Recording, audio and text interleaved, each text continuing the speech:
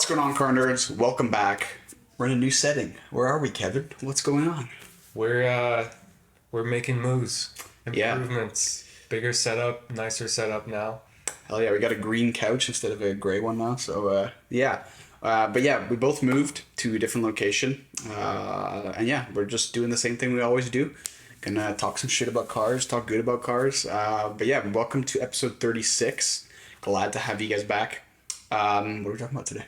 We're talking about the new G-Wagon because I'm a huge fan of the G-Wagon. Always, well, not always. So it's a new generation. Yeah, Before that, I used to hate them. true. They're kind of ugly and they look like Safari Rangers kind of thing. Yeah, like I used to think they were a waste of money and only Beverly Hills like wives would drive around. Yeah. Which is still the It's case. kind of like Range Rovers now. Yeah. Yeah. But I don't know, something about this new generation is just vibe with. Yeah, it looks sick. I like the new headlights, especially, and like the Mercedes logo and stuff, and just kind of like the boxy shape of it and stuff like that. It looks pretty good. Yeah. But yeah. So the 2025 model has been released. Okay. Some changes, some minor changes, but also some big changes to it. So we're gonna cover the big changes. And yeah, pretty interesting. But before we dive into it, I want to do our rapid fire news segment. Of course. A pretty big news coming out of Tesla. They have a major fault with the Cybertruck, where the gas pedal becomes unhinged and gets stuck in the acceleration mode. Sick. That sounds like fun. It's deadly. Luckily, if you apply the brakes, it will cancel out the acceleration. That's good. So like essentially cut out the motors.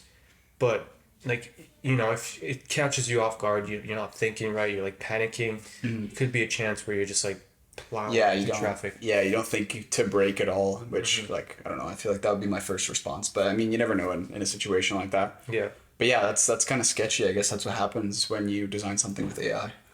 Yeah, pretty crazy. And in total, 3,800 trucks are being recalled. Damn. How many were produced? Do you know? I think To date? 3,800. Yeah, that's what All I was of just them- gonna say. It can't be much more than that. Yeah, all of them are being recalled. And the crazy thing is, like, some of these trucks at auction were selling, like, for 200,000, well over MSRP. So imagine paying, like, 200,000, finally getting your Cybertruck, and then it's You like, drive into a wall. yeah. Worse, yeah, if you drive into a wall.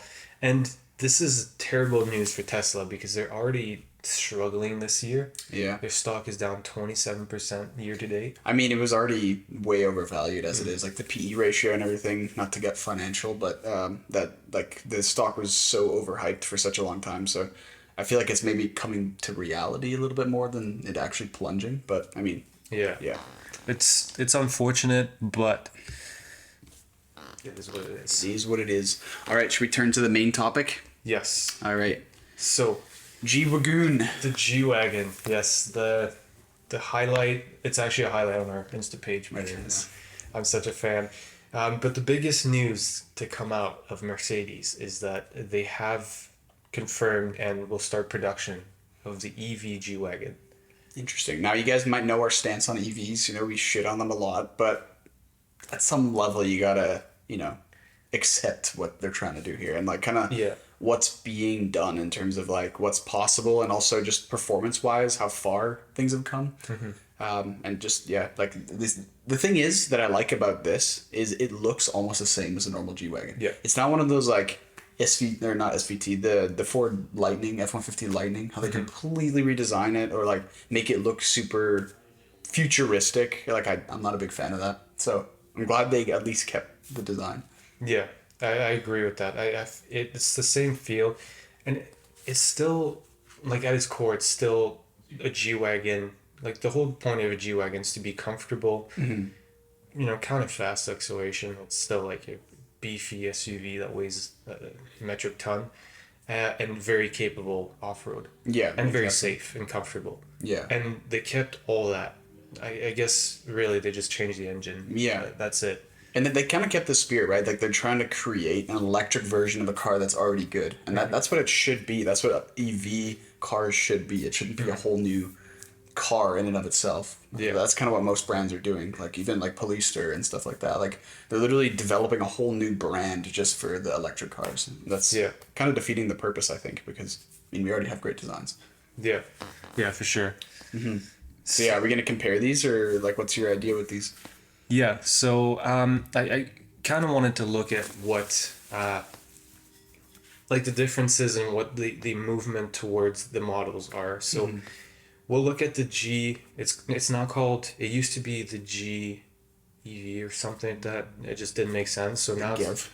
yeah, now it's called the G580 EV. That sounds better, I guess. Yeah, so it's technically like a bit above. So you have before you had two models, the G550 and then G63. Yeah. So now it's kind of landing in between those two. Oh, okay, I see. So it's like kind of like an in between, but it's like the EV version. Interesting. Yeah. So the EV has quad motors, which is actually a lot better because when it was initially released, they said it was going to be a tri-motor. And like I guess it made sense, but like for something so fat and so heavy, you really do need all like, the power you can need want. single wheel motors pretty much at that point. Yeah, like I feel like most Teslas have that too. I could be wrong. I think some of them might be dual, but I know there is also a quad motor for the bigger ones. Like Yeah. the not the Model Y, what's the big one? Like the P90D, like the really fast one, like the SUV. The one that has insane Model acceleration. X, Plaid. Yeah, X, that's it. Yeah, yeah. I think that's still tri-motor though. Okay. That might just be because of the size of this thing. Yeah, so they didn't go for like max power for this G-Wagon. They went more for range, which is really important, and they actually did really well. We'll get into that later, but Yeah. I'm very impressed with what they did, but also comfort, and obviously they still want to keep the features of like off-roading. You need instant torque and lots of it. Yeah. And we talked about this in a previous episode when they initially announced it. This thing has tank mode, which is insane. What does that mean? It's so essentially the concept is you turn the wheels super fast and you on purpose lose traction, but you turn the SUV. So you know how a tank can turn like without moving. It like turns into circle. This G-Wagon does that. Are you serious? Stationary? Does it turn the wheels or something? So it goes super fast and like turns. I'm not sure. I guess it gives like less power to, let's say, the left, and then it turns left because the right's moving faster. The hell, that's so weird. And yeah, it can move stationary and does like stationary donuts. So only the Germans would think something like that. You know? Yeah. So we have on the what is it, the Maybach GLS, we have like the mode where it bounces. Yeah. And now we have on the G-Wagon the mode. You're so where it creative, pays. you Germans. Yeah, I like that though. Yeah. Like it kind of keeps the spark alive of like what cars are all about. It's just like just fucking around and trying to like have fun in cars and like do things that you might not find anywhere else. You know, just like using the technology that's there or developing a new one. You know, to make it cooler. I think Audi did something similar, but instead it's like if like in the new S8, if an object gets close to it like really fast and I think you're gonna have a collision, it like pumps up the air suspension that like lifts you out of harm's way. It's like. It looks hilarious though, because the whole like left side like lifts up. It's great. that's crazy. Yeah. So yeah, look at the specs for horsepower. It's about the same as the G63, so 570 or 580. So yeah, G63 is the top, and then there's the G550. Yeah, so G550 is more, I guess, the entry level or base model in this case, which is a G-Wagon. That's not really a base model. Yeah, it is top of the line already, but it's the baseline of the top of the line. Yeah, and then G63 is the AMG variant. The previous generation was kind of confusing though, because they both had V8 twin turbo. Both, so the G550 had less power and, you know, obviously wasn't tuned to be, I guess, a race version of the G-Wagon, which sounds weird, but I guess that's what the G63 is. You'll see a spoiler on it next time. No spoiler, but you can get a Brabus kit with a spoiler. That would be interesting. Yeah.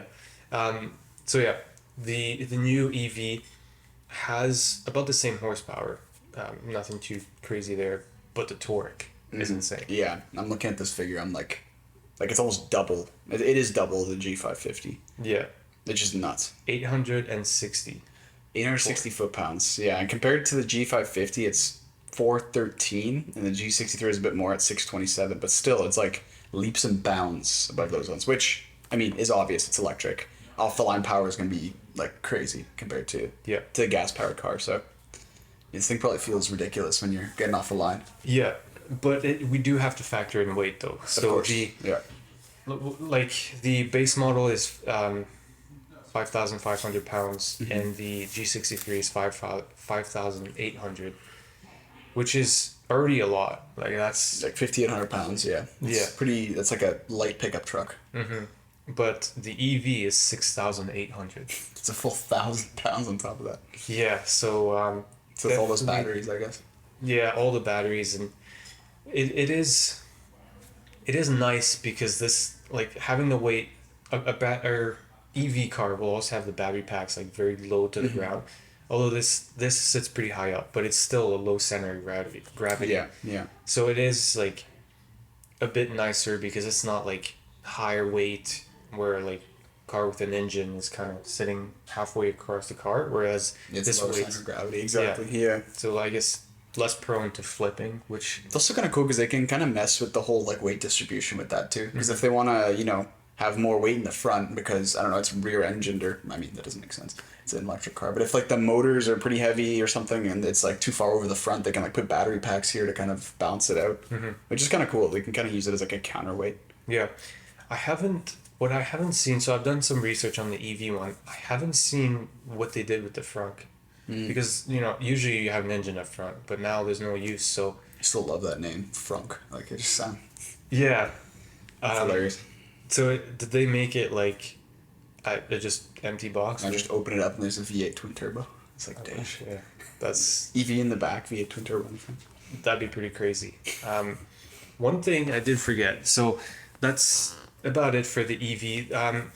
I guess we should touch on the range. So the range is 300. What is this? 86 kilometers. 386 kilometers, which is for something that fat and It's actually four not motors. bad at all. It's pretty impressive. Yeah. Like you can definitely get, I don't know, like a whole week's worth of driving Easily, on yeah. one charge, like just the office and grocery store. Yeah. I mean, so- probably even more than a week, honestly. Even if you're driving every day. I mean, depending on if you're in a city or not. But in a city, you're driving maybe like 40, 50 kilometers a day. Yeah. So easily a week, probably more. Yeah, and definitely like, I'm sure it's a very smooth power band. Yeah. To like sitting in traffic would just be a breeze with this thing. Yeah, and you can actually decently road trip with it too, actually, with that range. If you're driving normally, like I'm guessing 386 is probably like a little bit of like a mixed figure between like acceleration and like just cruising. Yeah, I think it's like combined highway and city. Yeah, so exactly. Yeah, if you're stuck in traffic, it might be a bit worse, Or if it's Stopping like really all cold the or really time. warm outside, yeah. But like I feel like if you actually do like on a moderately like 20 degrees Celsius day, you go out on the highway, you just cruise at highway speeds and just take it easy. You could probably get over 400. Yeah. The thing that's very impressive that we were talking about off camera is the fast charging feature on this thing. It can go from 10% to 80% in 32 minutes. And for like a first gen EV car from Mercedes, like this is impressive. This is like Tesla level of like quick charging. So, yeah, that's I pretty mean- good. I mean, the top end is always the hardest to charge. Yeah. So it's like to 80, past 80, it'll probably take another hour to get from 80 to 100. But it's the fact that if you need it, yeah, exactly. You can do it in 30 minutes and just, eat a meal in your car while you do that. Yeah. And like, it's never going to beat going to the gas station. No. Because like, that's way too convenient. It's like Yeah. 5 minutes and Exactly. bam, 300 or yeah, I calculated like the estimated range of a fuel tank for the other models, and it's about 370 to 390 kilometers. It's about in the a tank. same, really. It's crazy. Yeah. So it's about the same range, but it's just the filling up. The EV is going to take 30 minutes, and if you want to bring it to 100, it may be an hour, maybe an hour and a half, whereas the other one's like 5 minutes. You also got to factor in cost, too. I True. feel like gas, and I mean these days in Canada, this point, yeah. like It's I gonna be mean a to lot. fill that, I mean it's probably like at least 100-liter tank, Yeah. pretty close at least. Probably, so yeah, yeah. I mean that's what 100 liters here. It's like $2. It's like $200 to fill your tank, but probably like $30-40 to charge it. So I mean you got to factor that in too. It's like 30, 25 minutes more you're waiting, but you're saving $160. It's like I don't know. Yeah. But then again, that brings us to the price tag. Yeah. So price-wise, it's actually impressive how they managed to kind of keep the whole lineup. Like, even though this whole EV is brand new technology, brand new model, they could have, I feel, done the EV premium, which we're seeing a lot of manufacturers do, and, go ahead and charge a lot more. Yeah. But they kept the price points with the models. So the G550 comes in at about 200,000 Canadian. And then the next step, the G580 EV, is about 250,000 Canadian. Although that's an estimate, it's still, the pricing still has yet to be confirmed. And then G63 is 260,000. Okay, yeah. So it's pretty much in line there. That's pretty cool because even like if you think about specs, like the G580 is closer to the G63 than it is to the G550. So I feel like even there it makes sense. Yeah. So honestly, this is pretty well executed, I gotta say. Yeah, I'm very impressed. Yeah, let's hope it actually performs and drives as well as it seems. Yeah, it has yet to be released. So Yeah.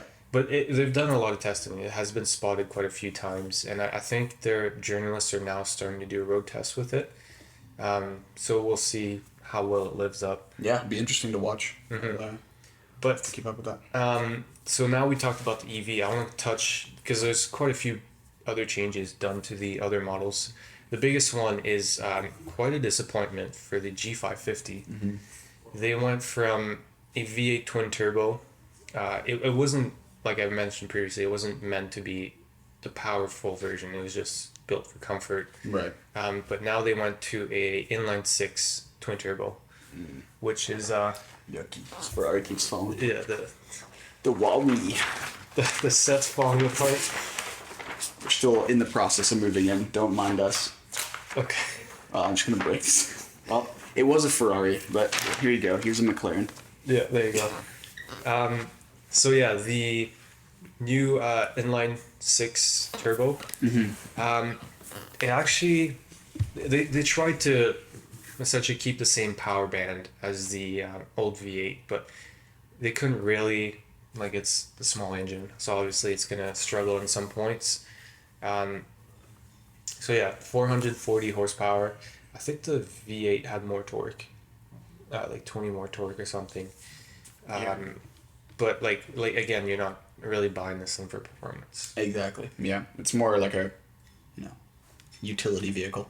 Yeah, it's just like if you own a G-Wagon, you don't really care about having the top. It's the look of it. Yeah. Yeah, it's still at the same end of the day. It's still a G-Wagon.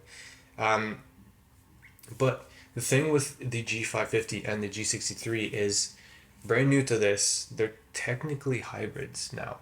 They have it's a very complicated. I tried to understand it. So essentially, my understanding is like a small electric motor that's built into the alternator or the transmission. I didn't really understand it, but it's essentially a mild hybrid is what they're calling it, and it's not like, let's say, a Prius where the electric engine is always running. It's usually just to fill in gaps with the gas engine. So usually under acceleration is when this thing's gonna be used the most, like off the line, and it adds to the V8. It complements to the engine. It gives 20 horsepower and almost 150 foot-pounds of torque. That's pretty good. At peak power. Yeah.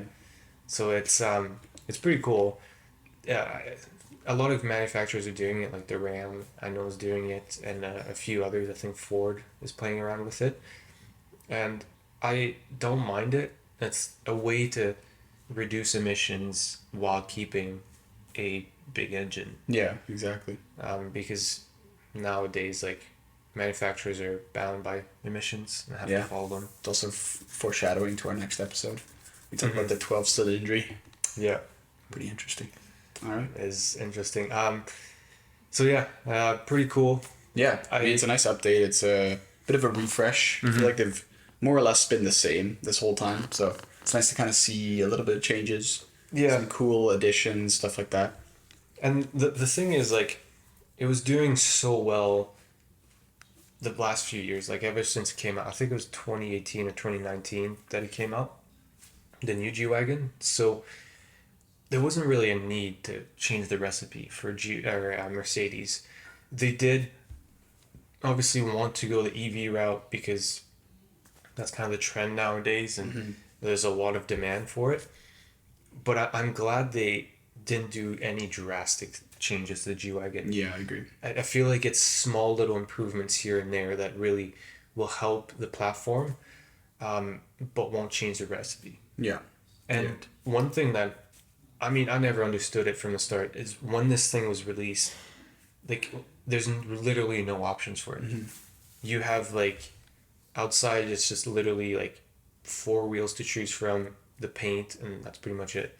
That's kind of insane. And then interior, same thing. Like, you can change the leather, the color of the leather, and that's pretty much it. Like, this There's no like options of like performance packages and like literally nothing. Like, it was weird because it's a lot of money. Like, it's a big market for options and, you know, carbon fiber this, carbon fiber that. it kind of shows they're not sellouts, so it's just kind of cool.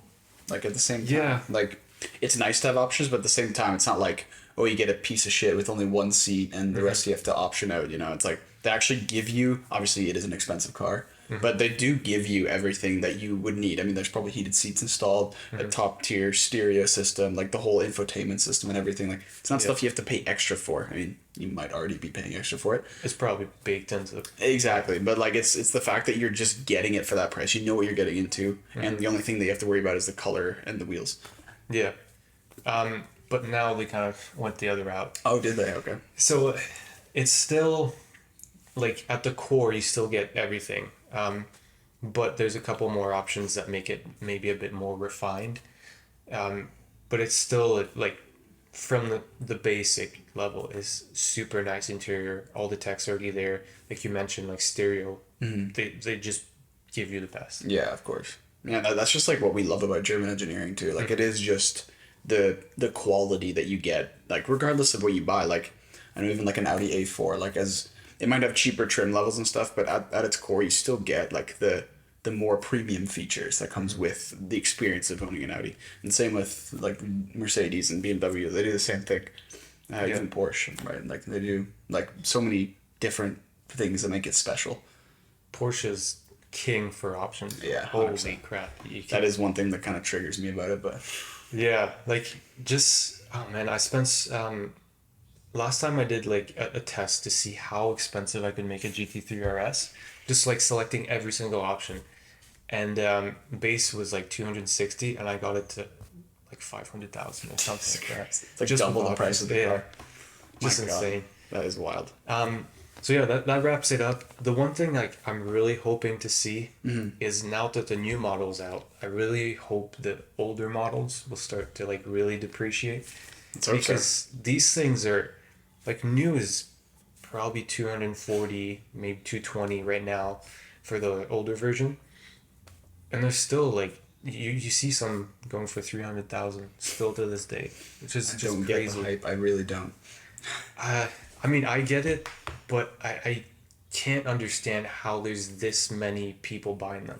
Because it's not like a see limited them everywhere. number. Yeah, there's like probably, I don't know, 10,000, okay, maybe less, but like there's a lot in Toronto. Yeah, we see them literally everywhere we go. Yeah.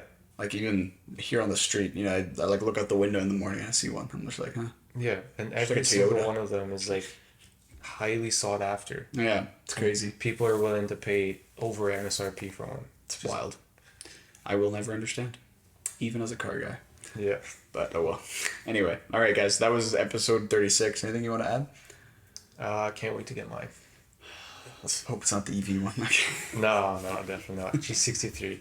Nice. Yeah, that's a good choice. All right, guys, thanks for watching. We'll see you next week where we talk about another pretty highly sought after car, the Ferrari 12 cylinder. So we will see you next week for episode 37.